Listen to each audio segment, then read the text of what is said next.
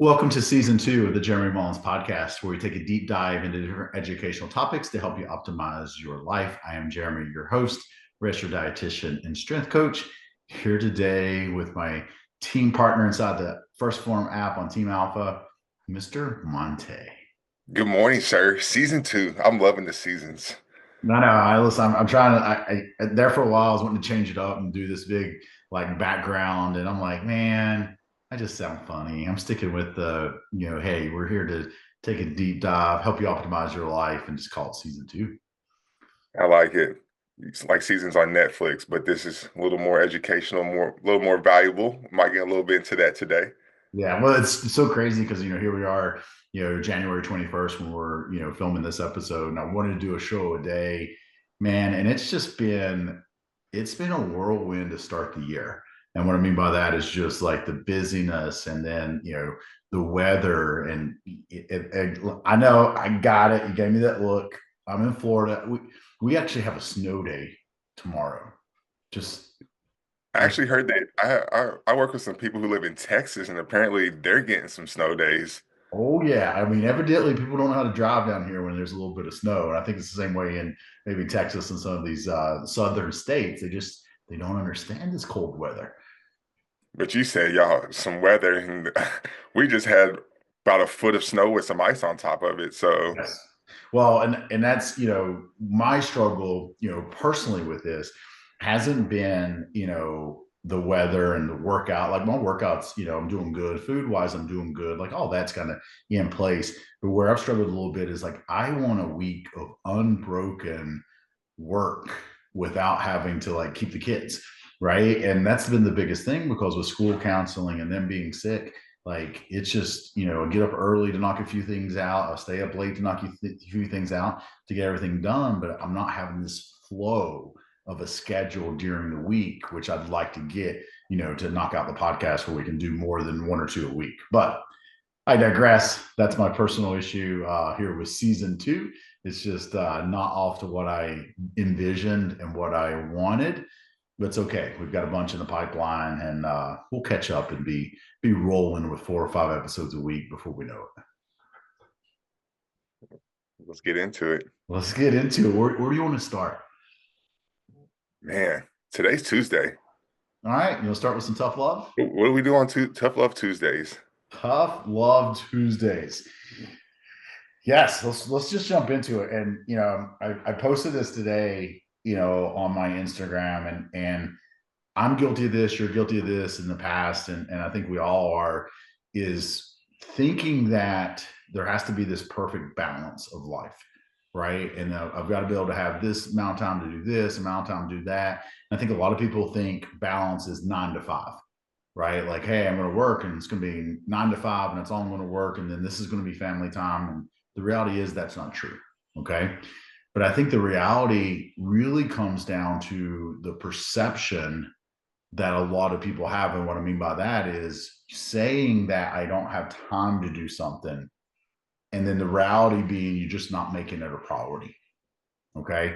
And when I say this, I want the listener, I want everyone to not get upset at me, not get upset at yourself, but truly self analyze yourself in this sense. Okay. And what I mean by that is two simple questions I asked.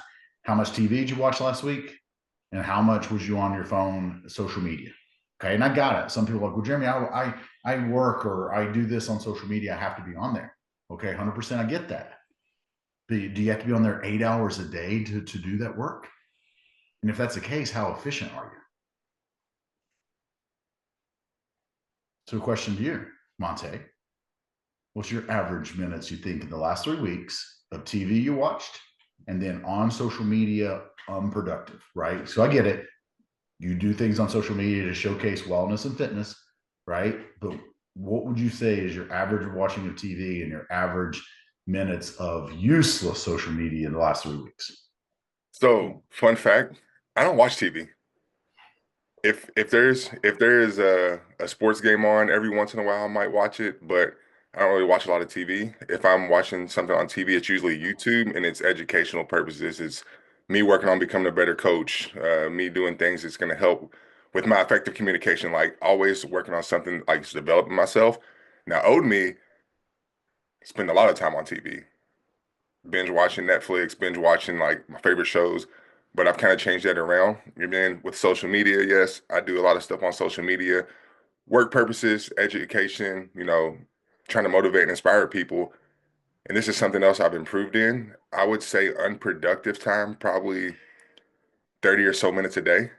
And I will get on there and I will get on there to do work stuff. And then something catches your eye, social media, all these things on these little gadgets are designed to steal our attention. So I might see a reel of something, the next thing you know, I'm like, oh, okay, and then swipe to the next one, swipe to the next one. And I've actually set timers on my phones and like things that go off to remind me, okay, it's time to be done with this. Okay. So I And would I'll say, share real quick something I heard that like kind of helped me with this was successful people do not waste time. And I kind of like remind myself of that. Like if I start get to scrolling, that quote pops up in my head, and I'm like, okay, cut it off, and I immediately cut that stuff out. well, it's funny that you say that because I'm trying to work on a little bit more with my family and with my kids because I'll get frustrated with that. Like if I'm behind or I've had to take my time to do other stuff, like efficiency, right? And I caught myself the other day because I'm standing outside the vehicle and like everybody's still in the car. Katie was on her phone checking something. The kids were like not getting out, and I'm and like in my mind, I'm like, this is 3 fucking minutes, like 3 minutes that I could have been doing something else, and I have to catch myself in that. But you're 100% like, how do you be efficient? And it was the same way. I actually posted this on our Facebook page today because it popped up from, I think 2021 or 2022. Like, if I look at my computer here, the left hand side, like there are 4 keypads that are completely gone. Like if I didn't know how to type, I'd be like, well, what's those things? Because I learned a long time ago to get back to 100 messages, a day, that if I take my hands off the keyboard, I can't get back as fast. So I leave that left hand kind of laying on there to press enter or whatever I need to do, and then boom, it's right back in there. So more efficiency, and I would 100% agree with that, right? And I'd say, we'll always put it on it, because we don't like absolutes, but most successful people do not waste time. Now, at certain levels, maybe someone doesn't work as long because they're very efficient in the time that they're working, right? So you can be like, oh, I know someone's really successful, works 4 hours a day. Great. But I bet they worked a bunch of hours before that, or they developed and become very efficient at their time and their systems. Yeah, you develop skills. It's not always about working more. If you can get more done in less time, then you have that time to go and do other things that you want to do. Yep. Now, rolling back to that, I'm going to ask you, okay, so you've wasted, okay, and not been as sufficient at probably 30 minutes a day. Is that a fair statement compared to what you said earlier? Yes. Okay. You've been successful in the past 3 weeks, though, right? Yes. Wellness wise, give us some results. Yeah.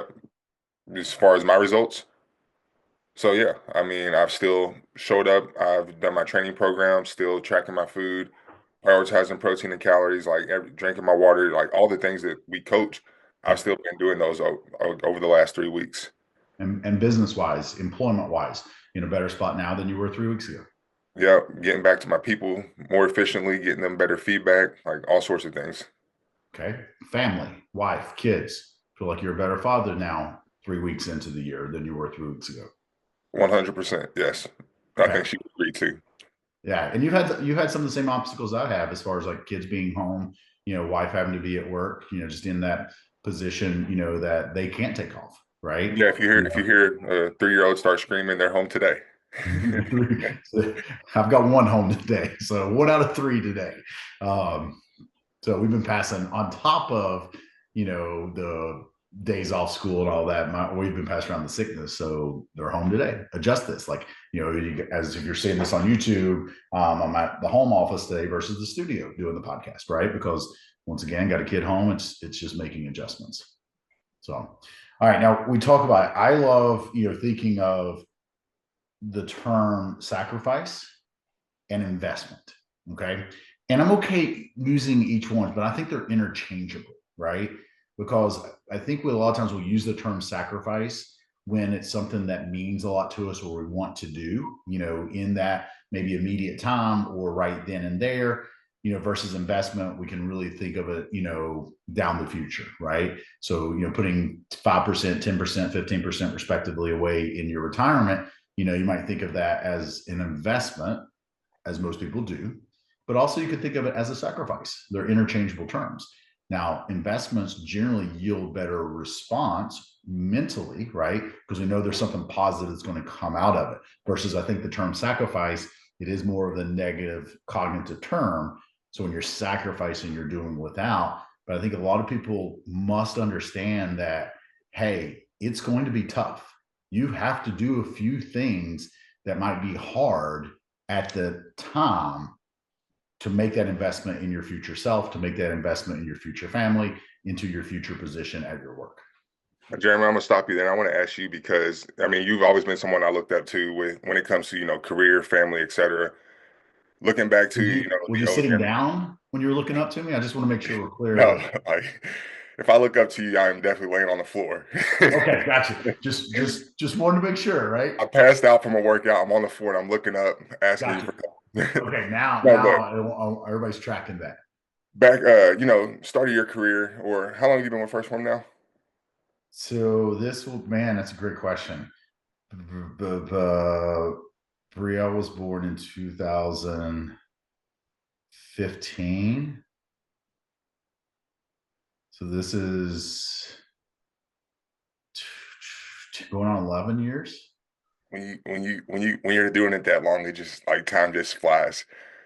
But with that, you did a lot in your career. When it comes to helping with the app, the transformation, leading the transformation, and all these things, right? And you had family, right? And you moved out to St. Louis from West Virginia, and you had to make some sacrifices or investments in your career. And as that career grew, you took on more roles, you took on bigger roles, you were working a lot more hours. What were those sacrifices or investments that you had to make when it came to family, the sacrifices that led to those investments later on down the road to like where you are now? Yeah. I think, and a lot of people don't, they look at, okay, what is the present state of someone, right? They look at what is the present state. And I think you can relate this to wellness and career. So a lot of people may look at yourself, they may look at me, they look at some of the transformations that we put out there, people, and they see the final product, but they don't see what occurs along the way, right? And it's the same thing with like producing results within transformations. Like, this is not, the consistency of us pumping out results hasn't came in the last year or two. It's came in the last, 25, years for me, adding on a decade for you, right? So we got 35 years collectively that we've been trying and doing different stuff.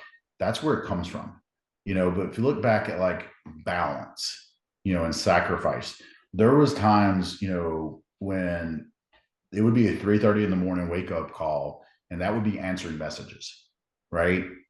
And answering messages for me, and we talk about efficiency, would be at any point. Okay, so get up in the morning, 3:30 to 5:30 in the morning, was answering messages, at home, just trying to catch up. No one else up in the morning. Then it would be, spend a little bit of time working out on myself, help with the kids, get them up in the morning, and then off to work, right? And then the work hours, it would still be answering messages, but it was other responsibilities throughout the day. But what I learned was, I could send an extra 50 messages a day if I answered messages as I was walking, right? If as I'm warming up on a treadmill, before my workout started, if I was answering messages then, I would change my zone two, training, on a bike so I could answer messages. So there was all this like, how can I get back to more people more efficiently without taking away from my family, right? And that was my thought process. I still wanted to spend time with them. I still wanted their evenings to be there. I still wanted to take them to gymnastics. I wanted to take them to practice. I wanted to do all those things and be present. And there was times, yes, that I get frustrated. I get frustrated if, I couldn't leave work on time related to someone else or some other responsibility. Like that's where I would a lot of times end up frustrated, and I would tell people, try to control what you can control, so you don't get that frustration in there, right? And not once I think of like, this is, it won't pay off, or this is not, something that I want to be able, to do. And to a degree, it was fun. It was fun to find, where is that balance of how much I can push myself? How many people can I get back to? How many people can I coach? How many things can I do? It was fun. And then I always remember this, like, if you want to have success, you got to be willing to do things that other people will not do, no matter what domain, right? Whether we're talking about a 8-week transformation, a year transformation, success within your business, like, you have to be willing to do things that other people are not willing to do. Love it. Now, I want to take something you said too as well. You said, you would get up early, 3:30, 4:30, answer messages so you could get ahead of those things so you didn't take away time from your family later on. And just thinking of, the parent that I have a conversation with who, and we're going to take this back to the wellness side of things, doesn't want to go work out because they don't want to, take time away from their kids. And that's where you see a lot of people will make that investment or that sacrifice, get up early, go get that workout early before, the kids are even up. And I understand there are going to be people who, single parents and stuff like that. But taking that and just showing like, hey, I had to get up and do this thing early in the morning because I knew I was going to be busy that day. And I wanted to spend that time with the kids in the evening. If I didn't make that investment by getting up early, that would have cut into that time with the kids later on. Yeah. And even now, like, things change, seasons of life change. Now my wife works out early in the morning because she has to be at work at a certain time for them to start practice, right? So I still get up early now, but it's not to work out, it's not to answer messages. Yes, I'll still get in there and answer messages. It's almost like, that habit for me, right? Like, get up and look and see where I'm at, messages and assessments in the app to kind of assess the day. But I'm also doing things like, okay, like, I'm on right now, this is, I think, the 17th day in a row that I've done a load of laundry. So I'm just doing a load of laundry every single day, right? So I'm learning how, going back to what you said earlier, how can we be as efficient as possible and produce the best results so that we don't get overwhelmed in this process, right? And going back to, like, finding your balance as an individual and balance with your family. There's not a perfect schedule. Okay. I could wait and do quote unquote laundry on the weekend, but sitting there doing laundry on the weekend and cleaning the house on the weekend, like, to me, that is harder on me mentally and emotionally than having to do something a little bit every day and just upkeeping it. Right. Totally different. I mean, to a degree, different conversation, but just showing you how, like, you're going back to what you said, it's about being efficient. It's not about how much time you can work or how early you can get up. It's not about that. It's how efficient can we be in our daily routines. Now, the question I know the viewers and the listeners have right now is when you talk about doing laundry, is that washing, drying, and folding the laundry, or do you just do the wash and dry and leave the rest for Katie? No. It is all of it now. Now, don't get me wrong. In the past, I used to give her a hard time, be like, hey, I did the laundry before I left on my trip. And doing the laundry was just like making sure that, there was a load in the dryer, a clean load that you'd just taken out of the dryer, and one that was just going to finish up in the washer when you were gone. Be like, hey, I did the laundry, right? Yeah, 100%. You did it. It's like cleaning the kitchen used to be, hey, I cleaned the kitchen, and it was really just, put the dishes in the dishwasher. Yeah. Got to make sure you define those abilities. Right. Now, I think, along with this, you're talking about, like, making things a priority and making things, when you come to, like, okay, truly, did you not have time to complete something, or was it a priority? Goes down to, like, are you doing the things to produce the results? And that's another thing that we're going to see about this time. Once again, this is the third week into January. We're going to get people towards the end of the month that started their journey at the beginning of the year. And unfortunately, they're going to give up. They're going to give up because maybe they're not seeing the results, or their expectation of results was kind of skewed based on maybe something they saw on social media, based on, something that they want there, which is always crazy to me. Getting people like, man, like, this time they're like, Jeremy, I'm just not progressing like I thought I was. And I will look, and they're down 3 to 4 pounds. And I'm like, you're down 3 to 4 pounds, and we still got a couple weeks to go in this month. That means we're going to lose 4 to 5 pounds this month. That is an awesome loss. But in their mind, they're expecting 10, 15 pounds, in these short periods of time. So let's talk about, like, expectations. Let's talk about, following the game plan and doing the work to produce the results.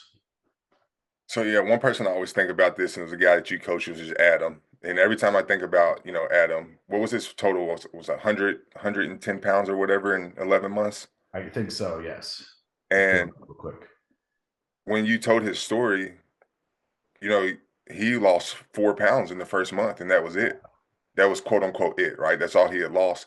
So I like to go back on his story because everybody does progress differently. Everybody's not going to be the same. There's I think you said it before, the 3 weekers, and I'm one of those people. Like when I get going on the game plan, I can be nails on everything, doing my cardio, doing my training, resistance training, sleeping, and I won't see any change for real for 3 weeks. But then next thing you know, it starts dropping like that. And then to touch on that, one of the biggest things you talked about the comparison game, and you kind of talked about it earlier, talking about the career when people are looking at some of these results that people are getting online, these spectacular results, this person dropped this much and that much, you have to respect and look at the work that those people did. Like, you don't know that, you just see the result. But what were those people doing compared to what you were doing? And that was actually my tough love to my team this morning is you're comparing yourself to somebody who's probably putting A plus work ethic. And you have to evaluate and say, like, okay, yeah, maybe you're working a little bit hard, but are you doing these things to a T? I mean, 95% of the time, minimum. Are you doing these things? And you have to really self-evaluate and like accept responsibility for where you are based on what you've been doing, not comparing it to the people who have been doing everything, going all in on themselves. Right? If we have one foot in, one foot out, we're not going to see the results like those people are seeing. And I think some great examples of that is like, okay, hey, you're doing well on your nutrition Monday through Friday, but then you're slipping up on the weekends, right? And everybody's like, well, I'm doing all these things, throughout the week. And yeah, I let myself, have a little bit on the weekends or whatever, and I'm not seeing results. Okay, it's not guaranteed that you're going to get results, if you do the work 80% of the time, right? Like it's not guaranteed that 80% of the results will come with 80% effort or 80% of the time running the play. The reality is you could run the play 80% of the time, but if you mess up or you don't run the play another 20%, you're not going to see any results at all. Yeah, and And depending on how that 20% is, like, is that 20% going way overboard? Like, are we eating yes, thousands of calories a day? Because somebody could do like an 80-20 maybe and get results, but maybe on the weekends, they might be eating more at a maintenance level compared to the deficit throughout the week. So they're still going to see some slight results. But then there's the person who's 80-20, but those calories are more at a surplus level. So then they get on the scale Monday, and then the scale hasn't moved. So there's a difference in the even the percentages right there that you speak of. 100%. Yeah. And once again, take that in context, right? I don't want people to be like, well, Jeremy said, I can't mess up 20% of the time. Well, what is the mess up, right? Like, we talk about this all the time. Like you have a Reese cup, have a Reese cup, get right back on track, right? Not a big deal. But then if you have the Reese cup, right, and then you have the other 5 Reese cups, and then you're like, well, we've already messed that up. Let me go ahead and have the 12 pack of beer along with the pizza, and you're once again saying you're 3,000 calories over on the weekend. Yes, you're undoing everything you've done during the week, right? And you have to look at that. Or we'll get a lot of people in. It's like, hey, I'm doing, I'm walking every day, but then maybe they're missing their protein 50% of the time, only got one resistance training in. Like, yes, you're in a much better spot than you were 3 weeks ago, right? You need to be able to assess that ability and say, okay, I'm doing much better than I was 3 weeks ago, granted, but maybe I'm still not doing enough to produce the results that I expect. And I can't think that's kind of what, we got to wrap our mind around, we're thinking about, okay, what is those expectations? Okay. You can't expect, okay, now I'm putting 15% in my retirement, but I'm nowhere near a millionaire. No, it's going to take a while. It's going to take, 20, 30 years of work putting in 15% in order to see, a million plus in that savings account, or I'm sorry, in that retirement account. Just another way to look at it from that aspect. Yeah. What are some of the things like aha moments for people that you work with when this clicks? What are some of the things that you can think of, like going back to someone where like it just kind of that, oh, that makes sense, or oh, they're ready to buy in 100%. What are some examples of that you've seen along the way? I think one of the biggest things is when people develop habits and they what we call the snowball effect. So they maybe they're going from nothing, right? They're not doing any kind of movement. Their nutrition isn't there. Maybe they just start tracking their food, prioritizing protein, maybe getting some walks in a day. And they realize once they do this over time, they start to see maybe a little bit of results. When they're doing these things consistently, right? They start to see a little bit of results, and then it becomes a habit. They add in something else, and they start to realize it's okay. First, I was doing nothing. Now I'm just becoming consistent with this, and I'm not gonna say it's rare, but a lot of people, like you said, they expect they have these big expectations, so they kind of fall off if they're not getting it. But every once in a while, we'll have those people who are like, you know what? I'm gonna listen to you. I'm gonna stick it out. I'm gonna listen to you. I'm gonna stick it out. And the big aha moments is when they stick it out for a period of time, doing these things consistently, and then they start to see those little results. And I've had people even tell me, like, word by word, is like, if I would have been doing this, and this, I can only imagine what the results would have been then, because maybe it's 2 months down the road and they're down 3 pounds. They've still made progress, but if they would have added, staying within the calorie budget, resistance training, this could have taken it from that weight to being down 8 pounds of body fat. So one of the big aha moments is when they stay consistent with it over a long period of time with even the smallest habits and the smallest habit changes, and then see a little bit of results. Yeah. And I think, putting that in perspective, what we like to look at is, hey, walking on a daily basis, that becomes a habit, right? That's the reason we recommend walking versus low intensity cardio. Because low intensity cardio, there's barriers there. You have to have equipment. Maybe you have to have a gym membership, right? All those things go into play. And why we recommend the 45 to 60 minutes of walking, because A, it can be broken up. You can double dip, you can do other things in it, and it's a low entry barrier, right? Now, I get it. Right now, it's 0 degrees where a lot of you guys live. Very cold. Okay. Could you replace that low intensity walking with, riding a treadmill or riding a treadmill? Right. Riding a treadmill. Yeah. Yeah. You could turn it on. I could see Dennis McLaughlin trying to earn his Garmin points by doing that, like just hopping up on a treadmill and working and, turn it on. Hint, hint, Dennis, if you're listening. But riding a bike, hopping on a treadmill, elliptical, could you do? Yes, 100%. If you have access to a gym membership, you have that equipment at home, you could definitely replace, the walking, for that, for the purposes of dropping body fat and what we want to do. But what we're really looking for is that habit long term. Habit of eating protein and produce, right? Protein and produce with each meal or each snack. That is a habit that gets into play. Yes, maybe you overeat sometimes, maybe you undereat sometimes, but the habit of eating those things should be in where you don't even think about it. And then I would add to that, Monte, I really want to push this as more education from a nutritional standpoint. The habit of doing less processed foods, right? The habit of doing less processed foods. So staying away from the cookies, the cakes, the sweets, the deep fried foods, the fast foods, like eliminating a lot of that stuff. Taking your foods and looking at your peanut butters and seeing which ones have added, sugar into it, which ones don't have added sugar, right? All those things will become habits, and then it's the habit of purchasing that better product. It just becomes natural. You don't have to think about it. You don't have to waste energy on it. You just do it, right? And I love that because you think about it, people, if you think about not taking away what adding to, so if you start adding protein into somebody's diet, they start eating more whole foods over processed foods. I'm all for someone tracking their food, figuring out where they're at, but you are naturally going to eat less calories in the day if you're eating more lean protein sources than you were before, and if you're eating more whole foods. Yes. Like if like me, I'm a tank. I can put down some food. But when I go to where I'm eating mainly fruits, veggies, complex carbohydrates, and protein, I get to the point where it's like I'm struggling to eat my food. I'm Yeah. struggling to eat that much food. So you can Well, like just doing those things right there, you're naturally going to eat less calories throughout the day and help you burn body fat. 100%. And that goes back, man, a long time ago, dating myself with this, there was a book that was based on volume. The diet was like eat volume of food, right? Because it's going to fill you up. And once again, it was things that were low calorie, high volume, and those are great things. But that's a habit, right? That's a habit that we want people to instill in doing. And remember, it mentally, it takes energy to make choices.